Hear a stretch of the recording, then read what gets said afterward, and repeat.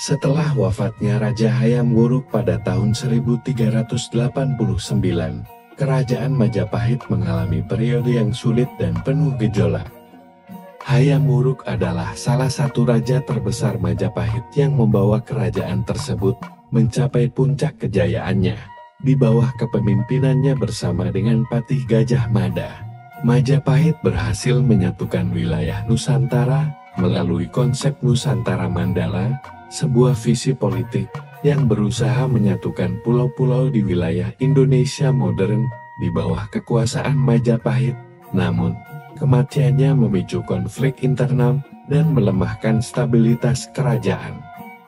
Berikut adalah kondisi Majapahit setelah wafatnya Hayam Wuruk dan dampak kepemimpinannya terhadap stabilitas kerajaan.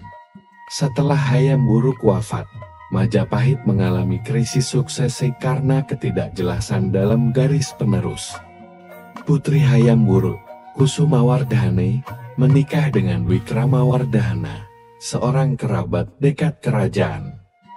Namun, saudara dari garis lain, Berewirabumi, juga merasa memiliki hak atas tahta Majapahit. Ini menciptakan perpecahan antara dua kubu di dalam kerajaan yang dipimpin oleh Kusumawardhane dan Wikramawardhana di satu pihak, serta Berewirabumi di pihak lain. Persaingan ini memuncak dalam sebuah perang saudara yang dikenal sebagai Perang Parekrek, yang terjadi sekitar tahun 1404–1406. Perang ini menjadi salah satu peristiwa penting yang menyebabkan kehancuran ekonomi, militer, dan sosial bagi Majapahit. Pada akhirnya, Wikramawardhana memenangkan perang dan berhasil mengalahkan Berewirabumi. Tetapi perang ini telah melemahkan kekuatan internal Majapahit. Perang saudara menyebabkan melemahnya pengaruh politik Majapahit di Nusantara.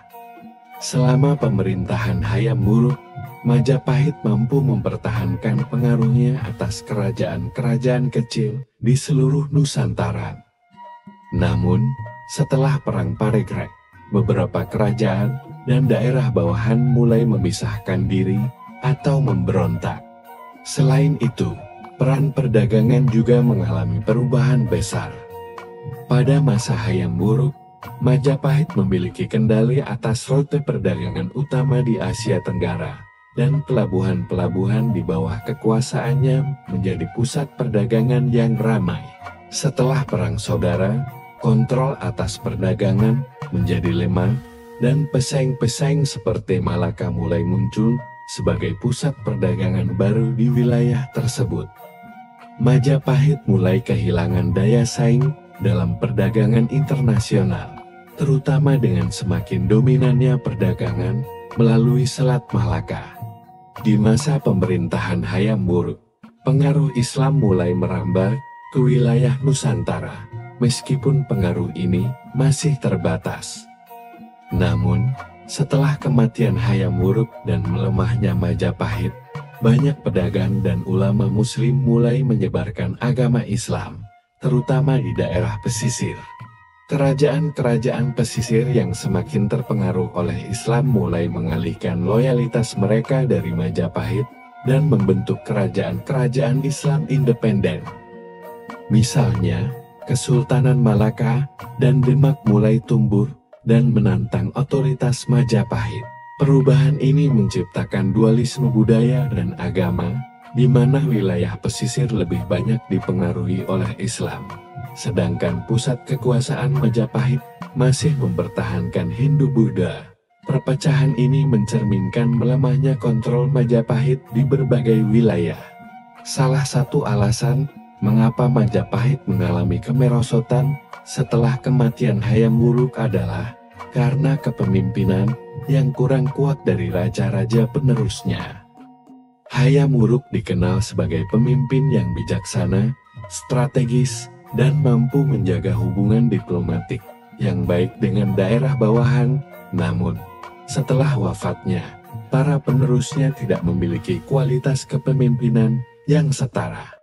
Wikramawardhana dan para raja yang meneruskan kekuasaannya seringkali lebih sibuk dengan perselisihan internal daripada berfokus pada stabilitas dan ekspansi kerajaan.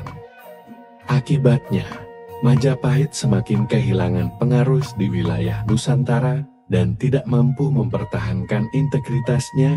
Ketidakmampuan untuk menangani konflik internal, seperti Perang Paregreg, mempercepat kemunduran Majapahit.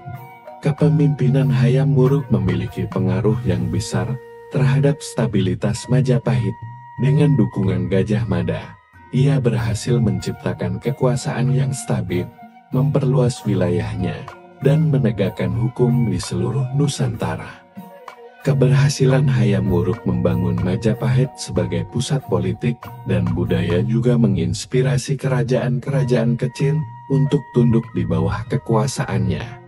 Namun, stabilitas ini mulai runtuh segera setelah kematiannya. Konflik antara keluarganya menunjukkan bahwa tidak ada penerus yang mampu meneruskan visinya dengan kuat. Kekuasaan Majapahit yang semula berpusat kuat mulai goyah, dan otoritas raja mulai dipertanyakan oleh bangsawan-bangsawan daerah yang merasa memiliki otonomi lebih besar. Kondisi ini menyebabkan Majapahit terus mengalami kemunduran hingga akhirnya melemah sepenuhnya pada abad ke-16 dengan munculnya kekuatan Islam di Demak. Majapahit akhirnya runtuh sebagai kerajaan Hindu terakhir di Jawa. Meski demikian, pengaruh budaya dan sejarah Majapahit tetap kuat di Nusantara. Bahkan setelah keruntuhannya, gagasan tentang persatuan Nusantara dan visi Hayam Wuruk tetap menjadi warisan penting bagi identitas nasional Indonesia. Secara keseluruhan, kepemimpinan Hayam Wuruk memberikan stabilitas yang luar biasa bagi Majapahit. Tetapi kekosongan yang ditinggalkannya membuat kerajaan tersebut tidak memiliki figur kuat yang bisa mengatasi tantangan internal dan eksternal. Perselisihan internal, melemahnya pengaruh politik dan ekonomi, serta munculnya kekuatan Islam menjadi faktor yang mempercepat kemunduran Majapahit, yang pada akhirnya mengakhiri masa kejayaannya sebagai kerajaan terbesar di Nusantara.